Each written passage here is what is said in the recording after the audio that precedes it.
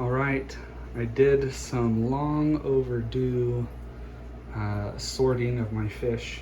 I've been needing to pull males out of here for probably over 2 months, and I finally got all of the males that are colored up. There's still some juveniles in here like this guy, but he's quick and he's small. I mean, he might be able to breed, but these guys are gonna get most of the girls. These are the 4 I'm gonna keep for breeding. I think one of them is the original male, and I apologize for the smudging on the cup, but they have the best white color on the sides and the top, and on the tail fin I've been getting a lot of black speckling. These guys have the least black speckling. I'll show you what they look like from above. You can see how good the white coverage is on those males. That one right there in the corner is really good. Kind of the lavender hue on the head is really nice. So these will be the breeder males I leave in the colony for now.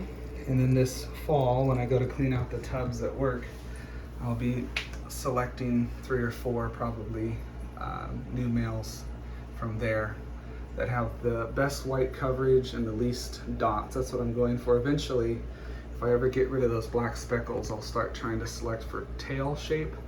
But I don't want to sacrifice the color, because this isn't a long tail guppy, so a little bit ragged edge there isn't so bad looking. You know, if it was a big tailed variety, then it would look terrible. But I'm trying to produce a pretty colored fish, so tail shape I'll deal with if I ever get rid of the black speckling.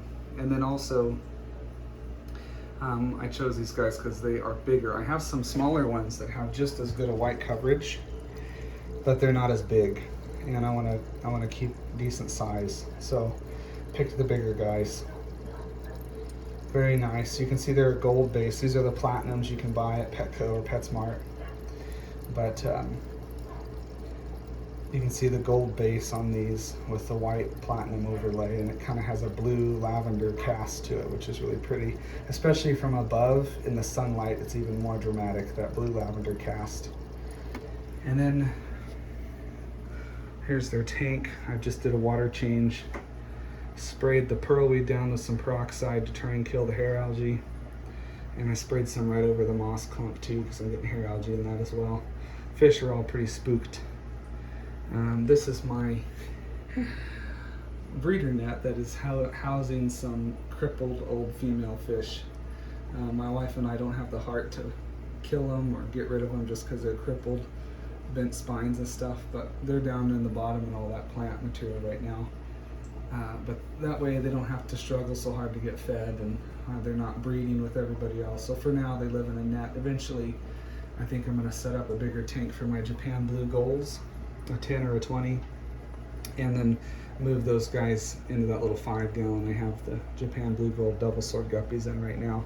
That way they have more space in that net, but it's a smaller space. They don't have to struggle to get to food, and they can just live out their days. The bent spines I have don't seem to be genetically linked, because none of their offspring have shown any signs of bent spines.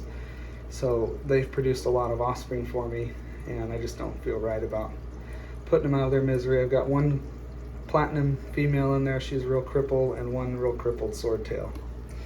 But this is the platinum tank, and I have my males all cleaned out of there now. I'm going to release these guys, the breeder males, back in, and they're just in water out of the tank, so I don't need to acclimate them. Let them go, have fun, and make more. And then down in the bucket here are all the males that I'm going to have to take to the pet store eventually.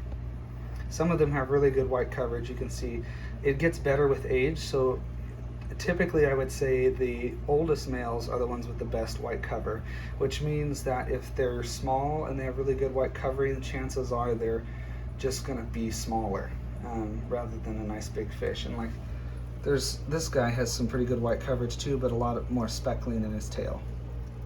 So this is my bachelor tank. This is where all the males go until I get them to the pet store.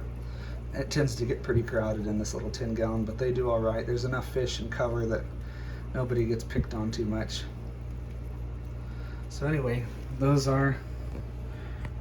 sorting the platinum males out.